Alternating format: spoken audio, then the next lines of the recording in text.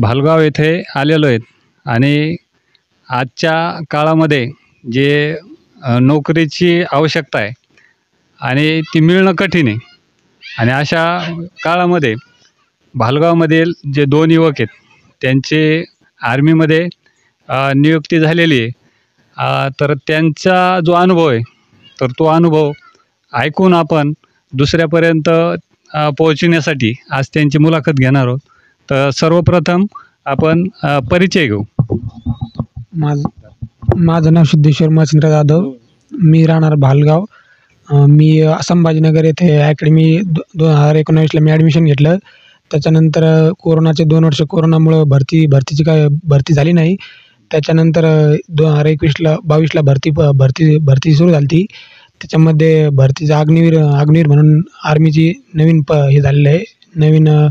नवीन प्रक्रिया केली त्यांनी अग्निवीरची. त्याच्यामध्ये 2022ला मी रनिंगमध्ये फेल झालो होतो. त्यानंतर मी परत नव्याने सुरुवात केली आणि त्याच्यानंतर 2023ला मार्चमध्ये नवीन जे आर आला. पहिले पेपर आला आर्मीचा पेपर झाल्याच्यानंतर मी पेपर क्वालिफाय झालो. त्याच्यानंतर 2 महिन्यांनी ग्राउंड झालं आर्मीचं ग्राउंड झाल्यानंतर मी ग्राउंडमध्ये सेकंड पर्ची मारली माझी. आणि त्याच्यानंतर मेडिकल फिट झालो मी जागेवरती. आणि त्याच्यानंतर 3 महिन्याने आमचा फायनल रिझल्ट लागला आणि फायनल रिझल्टमध्ये माझं सिलेक्शन झालं. माझं नाव अनिकेत जालिंद्र जाधव. मी आर्मीमध्ये सिलेक्शन झालं. मी 12वीचे पेपर देत होतो. मला काही टाईम भेटला नाही, तरी पण माझा पहिल्या प्रयत्नात यश भेटलं आणि मी अकॅडमी छत्रपती संभाजीनगरला जॉईन केली ती. आजोबा आणि वडील हे पण आहेत, तर त्यांचा पण आपण परिचय घेऊ. मच्छिंद्र शिवनाथ जाधव, राहणार भालगाव, तालुका अंबड, जिल्हा जालना. असा माझा परिचय. माझा मुलगा सिद्धेश्वर मच्छिंद्र जाधव याची खूप इच्छा होती. 10वीपासूनच इच्छा होती की मला जर नोकरी करायची तर मला फक्त आर्मीची करायची. मी दुसरी कोणतीही नोकरी करणार नाही. माझी इच्छा नसताना पण सुद्धा मुलगा म्हणला मला तीच इच्छा आहे आणि मी तीच पूर्ण करणार. माझं नाव शिवनाथ आसाराम जाधव आणि हे माझे 2 नातू आहेत आणि यांची सुरुवातीपासून खूप इच्छा होती की आम्ही खूप प्रयत्न करून आणि यशस्वी होऊ आणि देश सेवा करण्याकरता ती आणि खूप इच्छा होती. की आपण आता बघतो की नोकरीसाठी एवढी स्पर्धा आहे, शिक्षणामध्ये स्पर्धा आहे आणि त्यात आपलं शेतकरी कुटुंब आहे. तर सगळं तुम्ही शेती करून आणि पूर्ण म्हणजे बागायती एरिया नाही, तरी पण तुम्ही मुलासाठी काय केलं आणि त्यांना शिक्षणासाठी किंवा ही संधी मिळण्यासाठी तुम्ही काय प्रयत्न केले? असे होते की आमच्या मुलांना शिक्षण घ्यावा, की बाबा आमची परिस्थिती शेती करून सध्या नाजुकीची परिस्थिती होती. पण तरी आमच्या मुलाला हे टाईम येऊ नये म्हणून ह्या परिस्थितीनं आम्ही मुलाला सांगितलं की बाबा तुम्ही शिक्षण करा. इकडं भरपूर कामं करावं लागतात. पाऊस टायमाला भेटत नाही. पाऊस जर पडला तर सगळं शेतीचा माल जरी आला तर उद्या भाव भेटत नाही. ह्या परिस्थितीच्या हिशोबानं आम्ही मुलाला सांगितलं बाबा तुम्ही शिक्षण करा, तुम्ही मेहनत करा, तुमच्या मेहनतीचं फळ तुम्हाला भेटेल. ह्या प्रयत्न करायचे आम्ही त्याला भरपूर सांगितलं. आम्ही तर सध्या तर शेतीच करतो. आम्ही शेती करतो म्हणूनच आम्ही मुलाला ते सांगितलं आम्ही की तुम्ही असं व्यवसाय निवडा बाबा. त्यामुळं मुलांना बी भरपूर त्यांचे प्रयत्न केले आणि त्याच्या प्रयत्नाला यश भेटले. बरोबर ना. आमच्या मुलाला म्हणजे सर्व्हिस बी लागली आणि देश सेवा बी करण्यात त्याला यश भेटलं. त्याच्यामुळे चांगलंच झालं म्हणाल. तर तुम्ही दोघांनी म्हणजे त्याची पूर्वतयारी कशी केली? म्हणजे रनिंगची असन, लांब असन, त्याच्यामध्ये जे लागतं तर ते कसं केलं? आर्मीला सुरुवातीला ग्राउंड होतं. त्याच्यानंतर सरकारने अग्निवीरची स्कीम काढली. त्याच्यात पहिले त्यांनी पेपर घेतला. पेपरमध्ये 50 म्हणजे 100 मार्काचा पेपर होता. त्यात 50 क्वेश्चन होते. 2 मार्कला एक क्वेश्चन होता. त्यात म्हणजे त्यांचा एक रेशो राहता. त्या रेशोनुसार त्यांनी मेरिट लावली होती की ग्राउंडसाठी किती पोरं क्वालिफाय करायचे. त्यासाठी ग्राउंडसाठी त्यांनी ह्यावेळेस 6,500 पोरं क्वालिफाय केली होती. एका जाग्यास 15 पोरं त्यांनी घेतली होती. त्याच्यानंतर त्यांनी मग ग्राउंडला 1600 मीटर असते. 1600 मीटरला काय टाईम वगैरे नसतो.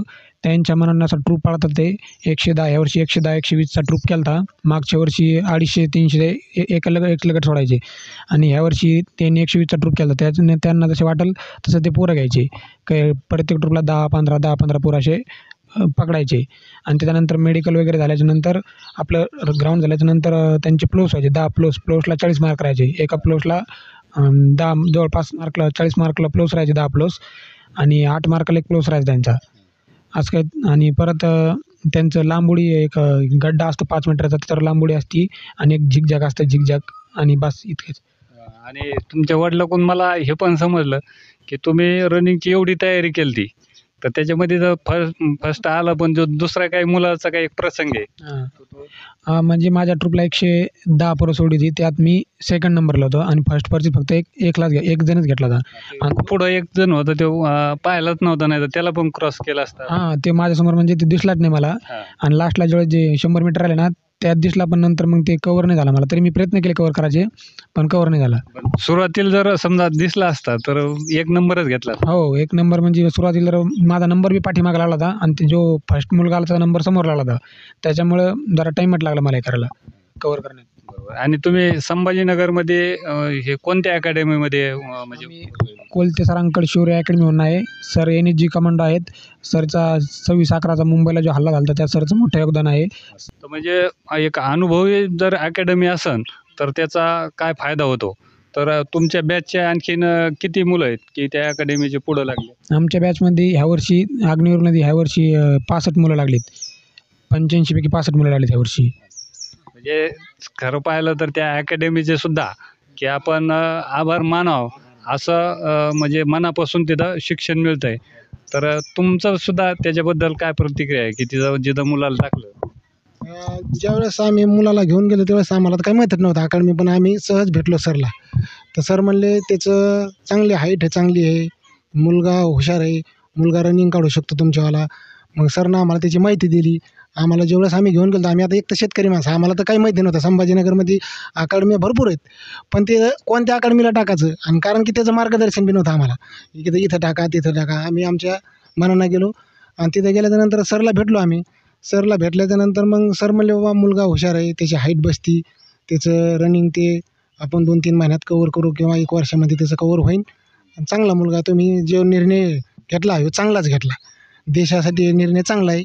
त्याच्यामुळे सरनं आम्हाला असं सांगितलं. माझा भाऊ आता पहिल्यांदा तिथे आणि त्याने मग मला थोडंफार मार्गदर्शन केलं. माझं वय बसत नव्हतं तरी 17.5ला मी फॉर्म भरला आणि त्याच्यानंतर त्याच्या मार्गदर्शनाखाली मला 17च्या नंतर लगेच माझं रिझल्ट आला. म्हणजे 18च्या नंतर रिझल्ट आला आणि माझं त्याच्यात फायनल सिलेक्शन झालं. आणि याच्या मागं माझ्या भावाचं मोठं योगदान आहे माझ्या मागं.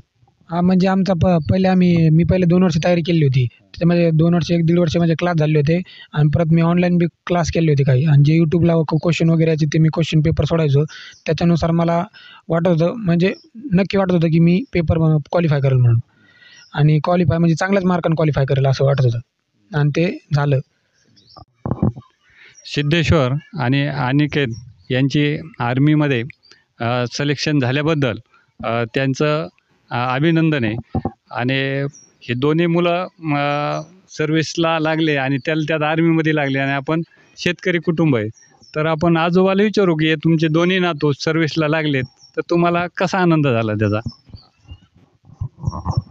आणि आम्ही खूप साधारण शेतकरी होतो आणि मजुरी नाही आणि शेतकरी नाही आणि कोणत्याच मापात नव्हतो. पण इच्छा होती आमची की आमच्या मुलाला काय आमच्याच्याने तारांबळीमुळे शिकणे झालं नाही.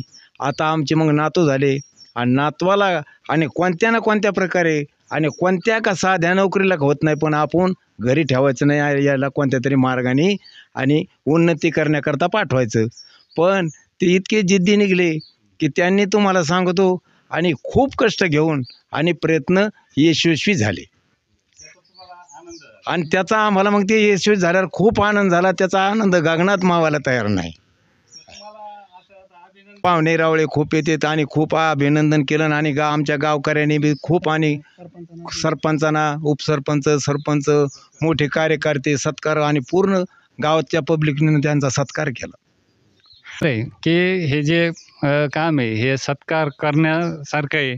आणि तसं तर पाहिलं तर आपण आपल्या देशाचं रक्षण ज्या बॉर्डरवर करणारं आपलं सैन्य आहे म्हणून तर आपण संध्याकाळी निवांत झोपू शकतो.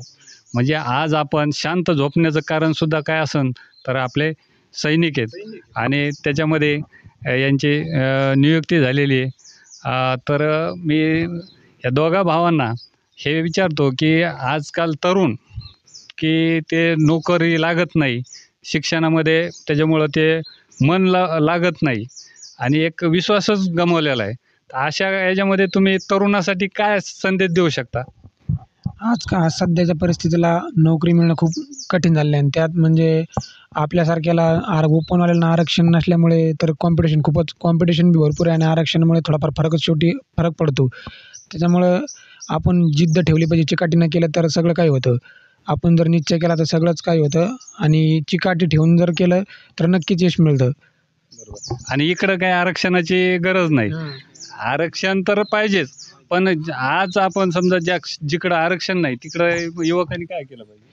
तिकडं म्हणजे आता आरक्षणासाठी तर आरक्षण तर भेटणं गरजेचं आहे आणि जिकडं आरक्षण नाही तिकडं अशा ठिकाणी अशा पोस्टला प्रयत्न करायला पाहिजे. कारण की इथं सगळ्याला समान कायदा आहे. म्हणजे असं काही नाही की की कास्टवाल्यांना असं काही नाही, पण सगळ्याला समान कायदा आहे. आरक्षणचा काही इकडे लाभ वगैरे काय होत नाही.